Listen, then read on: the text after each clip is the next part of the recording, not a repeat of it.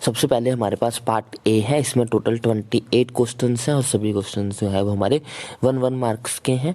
तो सबसे पहले हमारे पास एक कॉम्प्रिहेंशन है जो कि हमारा सरफेस केमिस्ट्री में से है। तो देखते हैं कॉम्प्रिहेंशन में हमें क्या बोला जा रहा है। Lyophilic soils are more stable than the lyophobic soils. This is due to the fact that lyophilic colloidals are extensively solvent, is that colloidal particles are covered by a set of the liquid in which they are dispersed. Lyophilic colloidals have a unique property of protecting lyophobic colloidals. When a lyophilic soil is added to a lyophobic soil, the lyophilic particles forms a layer around the lyophobic particles and thus protect the latter from the electrolytes. Lyophilic colloidals used for this purpose are called the protective colloidals. हमें जो है वो lyophilic और lyophobic sols के बारे में यहाँ जो है कुछ इन्फॉर्मेशन गिवन है, उसके बेस्ड पे हमें जो है वो क्वेश्चंस को आंसर करना है। फर्स्ट क्वेश्चन है हमारे पास, which type of colloids are stable in nature. हमें पूछा जा रहा है कि कौन से कोलाइडल जो होते हैं वो स्टेबल होते हैं। तो इसका आंसर हमारा फर्स्ट लाइन में ही है कॉम्प्रिहेंशन के, lyophilic sols are more stable than the lyophobic sols. तो जो हमारे लायोफिलिक सोल्स होते हैं वो ज़्यादा स्टेबल होते हैं एज कम्पेयर टू हमारे लायोफोबिक सोल्स के। तो फर्स्ट क्वेश्चन का आंसर होगा lyophilic sols are more stable than the lyophobic sols. Next है, डिफाइन द लायोफिलिक कोलाइडल्स। हमें जो है वो लायोफिलिक कोलाइडल्स की डेफिनेशन देनी है। तो हमारे लायोफिलिक कोलाइडल्स जो होते हैं, lyophilic colloids are the colloidal solution in which the dispersed phase और the particles have very strong affinity with the liquid. ये ऐसे कोलाइडल्स होते हैं जिसमें जो हमारे डिस्पर्स्ड फेज होता है उसकी जो है वो डिस्पर्सन मीडियम के लिए जो है वो अफिनिटी काफ़ी स्ट्रॉन्ग होती है, मतलब कि इंट्रैक्शंस काफ़ी स्ट्रॉन्ग होती है जिसके कारण वो अच्छे से जो है वो मिक्सअप हो जाते हैं। The solution of this colloidal is known as the lyophilic sols. This can be easily prepared by direct mixing और heating। इनको जो है वो आसानी से गर्म करके या मिक्स करके बनाया जा सकता है। The lyophilic sols are reversible in nature। ये reversible in nature होते हैं।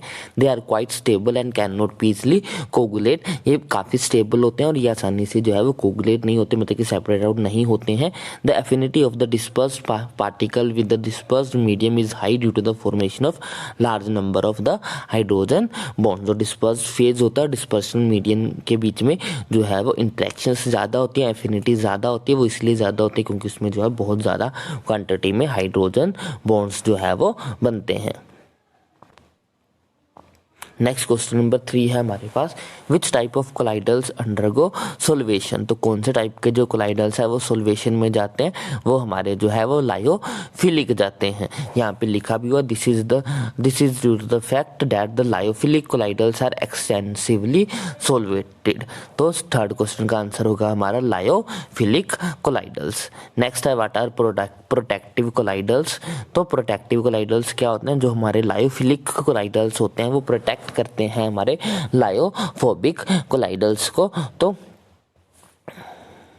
हम कह सकते हैं कि जो हमारे लायोफिलिक कोलाइडल्स हैं वो हमारे प्रोटेक्टिव कोलाइडल्स होंगे। नेक्स्ट है, how protection of colloids can be done. उनकी प्रोटेक्शन कैसे की जाती है, यहाँ पे इसका आंसर ये है,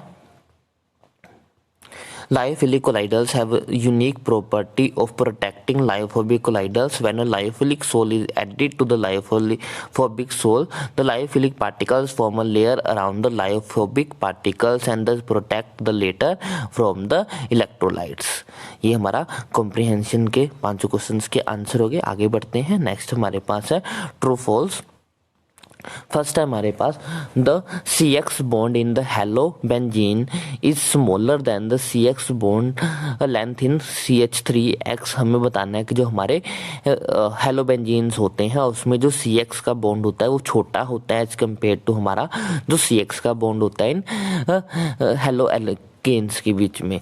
तो यहाँ पे हेलोबेंजीन के केस में हमारे पास जो है वो डबल बॉन्ड की फॉर्मेशन हो जाएगी। अगर मैं यहाँ पे बनाऊंगा कोई हेलोबेंजीन, तो यहाँ पे कोई हेलोबेंजीन आएगी, हेलोबेंजीन्स के हेलोजन फैमिली के ऊपर यहाँ पे लोन पेयर्स प्रेजेंट होते हैं जिसके कारण जो है ये यहाँ पे शिफ्ट हो जाता है, रेजोनेंस को शो करता है, जिसके कारण ये वाला बॉन्ड के भी ऊपर पार्शियली डबल बॉन्ड करैक्टर आ जाता है और ये ना ही डबल बॉन्ड रह पाता और ना ही सिंगल बॉन्ड रह पाता है, तो ये बीच का बॉन्ड बन जाता है, इसीलिए इसकी बॉन्ड लेंथ जो है वो छोटी हो जाती है।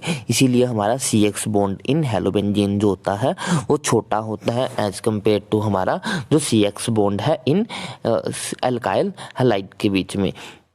तो इसीलिए ये वाली स्टेटमेंट जो है ये ट्रू होगी। सेकंड है हमारे पास alcohols are weaker acid than water. Alcohols जो होता है वाटर से भी वीक एसिड होते हैं, तो ये भी जो है वो ट्रू है। इसका रीज़न ये है कि एक तो अल्कोहल्स के ऊपर जो है वो इलेक्ट्रॉन डोनेटिंग ग्रुप लगा होता है। अल्काइल ग्रुप जो होता है वो इलेक्ट्रॉन डोनेटिंग नेचर का होता है, जो कि ऑक्सीजन के ऊपर इलेक्ट्रॉन डेंसिटी को इंक्रीज कर देता है। इसीलिए हमारा जो अल्कोहल्स है वो आसानी से H पॉजिटिव को रिलीज नहीं करती हैं, इसीलिए हमारी अल्कोहल्स जो होती हैं वो वीक एसिड्स होती हैं एज कम्पेयर टू हमारे वाटर के। तो इसलिए सेकंड ट्रू फॉल्स भी जो है वो हमारा ट्रू होगा। नेक्स्ट है carboxylic acids are more stronger more acidic than phenols. ये भी ट्रू स्टेटमेंट है। जो कार्बोक्सिलिक एसिड्स होते हैं वो हमारे फिनोल्स से ज़्यादा एसिडिक नेचर के होते हैं। नेक्स्ट है keratin is a fibrous protein. तो ये भी ट्रू है, कैराटिन जो है वो एक फाइब्रस प्रोटीन होता है। नेक्स्ट है हमारे पास aliphatic amines are more basic than ammonia. जो एलिफेटिक अमाइंस होती हैं वो हमारे अमोनिया से ज़्यादा बेसिक होती हैं। हमारी एलिफेटिक अमाइन कौन सी है? ये हमारी एलिफेटिक अमाइन हो जाएगी। अब आर जो है वो इलेक्ट्रॉन डेंसिटी को इंक्रीज करेगा, क्योंकि वो इलेक्ट्रॉन डोनेटिंग ग्रुप है, जिसके कारण नाइट्रोजन के ऊपर इलेक्ट्रॉन डेंसिटी बढ़ जाएगी, जिसके कारण ये अपना लोन पेयर आसानी से डोनेट कर पाएगा। इसीलिए हमारे जो एलिफेटिक अमाइंस होते हैं वो ज़्यादा बेसिक होते हैं हमारे अमोनिया से, इसीलिए ये वाला भी जो है वो ट्रू ही होगा। नेक्स्ट आगे बढ़ते हैं। Which of the following aqueous solution have should have the highest boiling point. हमें बताना है कि इसमें से किसका जो है वो बॉइलिंग पॉइंट हाईएस्ट होगा। तो इसमें 1 मोल ऑफ Na2SO4 का जो बॉइलिंग पॉइंट होगा वो हाईएस्ट होगा। नेक्स्ट है colligative properties depend upon. Colligative properties किसके ऊपर डिपेंड करती है? को हमारी जो कोलिगेटिव प्रॉपर्टीज होती हैं वो नंबर ऑफ सोल्यूट पार्टिकल्स के ऊपर डिपेंड करती है, लेकिन दिए गए ऑप्शंस में से कहीं पे भी नहीं है। ये ए और बी ऑप्शंस जो है वो दोनों रिपीट हुए हैं, सेम हुए, तो इसमें से किसी एक में नेचर की जगह पे नंबर ऑफ सोल्यूट पार्टिकल्स होना चाहिए था, तो हमारा आंसर जो है वो सही होता। नेक्स्ट क्वेश्चन है हमारा the value of Henry is constant. Henry constant की वैल्यू जो है वो टेम्परेचर के इंक्रीज होने के साथ साथ इंक्रीज होती है, तो ऑप्शन ए इसके लिए जो है वो राइट होगा। नेक्स्ट है हमारे पास 18 gram of glucose is dissolved in 1 kilogram of water, at what temperature will the water boils. Kb for water is 0.52 kelvin kilogram per mole. ये हमारा कोलिगेटिव प्रॉपर्टीज में से है। एलिवेशन इन बॉइलिंग पॉइंट का question है ये। Question में ये बोल रहे हैं कि अगर हम 1 किलोग्राम पानी में 18 ग्राम ग्लूकोज डिजोल्व कर दे तो जो हमारे पास सॉल्यूशन आएगा वो किस टेम्परेचर पे बॉईल होगा। तो इसके लिए हमारे पास फॉर्मूला है delta TB is equal to होता है हमारा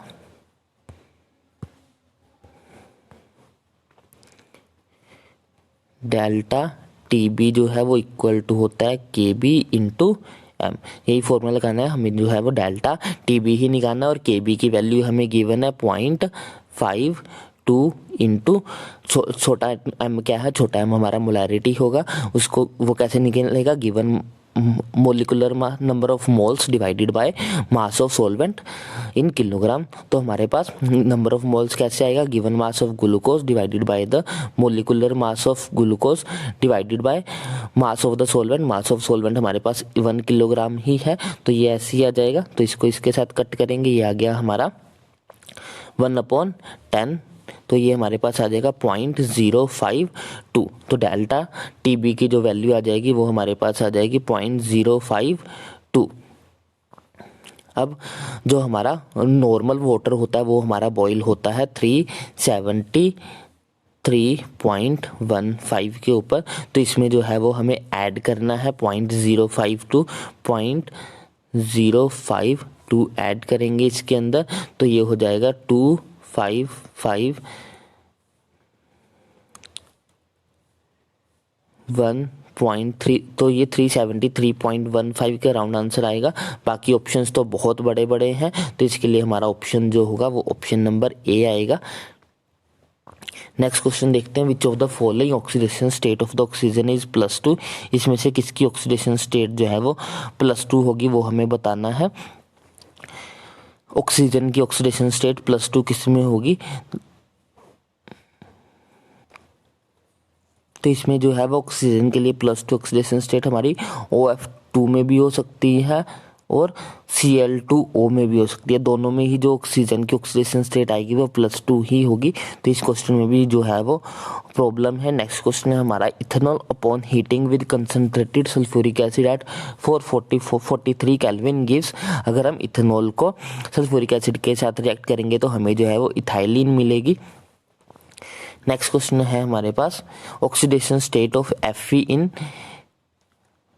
FeCN6 की पावर -3। ओवरऑल चार्ज जो है वो -6 है, तो Fe की निकालनी है तो ये हो जाएगा x + 6 इंटू साइनाइड की होती है -1 इज इक्वल टू -3। तो ये -6 उधर जाके प्लस का 6 हो जाएगा, हमारे पास आंसर आ जाएगा +3। तो इसमें आयरन की ऑक्सीडेशन स्टेट होगी +3। नेक्स्ट है आयोबिक नेम ऑफ द कम्प्लेक्स, हमें इसका नाम बताना है, क्या होगा, इसका नाम है हमारा पोटाशियम हेक्सासाइनोफेरेट 3। तो इसके लिए ऑप्शन बी जो है वो राइट होगा। Which among the following is a disaccharides, तो सुक्रोज जो होता है वो एक डाइसैक्राइड है हमारा। विच among the following has the globular protein, तो ग्लोबुलर प्रोटीन जो है वो हमारे एल्बुमिन में होता है। विच among the following is secondary amine, हमें बताना है इसमें से कौन सी सेकेंडरी अमाइन है। तो ऑप्शन ए में जो हमें अमाइन दी गई है वो प्राइमरी अमाइन है, ऑप्शन बी में जो अमाइन दी है वो टर्शियरी अमाइन है, ऑप्शन सी की जो अमाइन है वो हमारी सेकेंडरी अमाइन है। तो ऑप्शन डी जो है वो ऑप्शन सी जो है वो इसके लिए राइट होगा, हमारी सेकेंडरी अमाइन होगी। ऑप्शन डी में जो अमाइन दी है ये फिर से हमारी जो है वो एक प्राइमरी अमाइन है।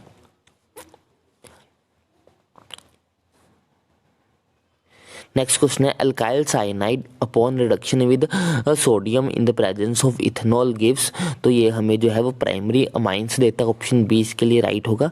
विच among the following is most acidic, इसमें से सबसे ज़्यादा एसिडिक क्या है, तो इसमें से जो है वो सबसे ज़्यादा एसिडिक हमारा होगा acetic acid. Which among the following undergo the Cannizzaro reaction, Cannizzaro reaction में हमारा बेंजल्डिहाइड जाता है। नेक्स्ट है, when aliphatic aldehyde are treat with the following solution following observation is obtained. अगर हम एलिफेटिक एल्डिहाइड को फ्लोइंग सॉल्यूशन के साथ रिएक्ट करवाते हैं तो जो है वो हमारे पास रेड कलरेशन होती है। नेक्स्ट क्वेश्चन है हमारे पास, in Clemmensen's reduction the reagent the reducing agent uses, Clemmensen reduction के अंदर हम जो है वो क्या यूज़ करते हैं, हम zinc mercury in the presence of HCl use करते हैं। नेक्स्ट है हमारे पास, 1 फैराडे कंटेन्स, 1 फैराडे के अंदर जो है वो 96500 कूलम्स होते हैं, तो ऑप्शन बी जो है वो इसके लिए राइट होगा। नेक्स्ट है, xenon fluoride has the linear structure because, क्योंकि उसके बाद जो है वो sp3 हाइब्रिडाइजेशन होती है और 3 बॉन्ड पेयर और 2 बॉन्ड पेयर और 3 लोन पेयर होते हैं, ऑप्शन सी इसके लिए राइट होगा, 2 bond pair with 3 lone pair. तो ऑप्शन सी जो है वो इसके लिए राइट होगा। नेक्स्ट क्वेश्चन, इसके साथ हमारा पार्ट ए जो है वो कंप्लीट होता है। पार्ट बी हम जो है वो न्यूमेरिकल्स हैं वो हम नेक्स्ट वीडियो लेक्चर में करेंगे। आई होप आपको ये अच्छे समझ में आया होगा। अगर आपको कोई भी डाउट हो तो आप कमेंट सेक्शन में लिख सकते हैं। अगर आपको वीडियो अच्छी लगी हो तो इसको लाइक करें, शेयर करें, चैनल को सब्सक्राइब करें। Thanks for watching, bye bye, take care.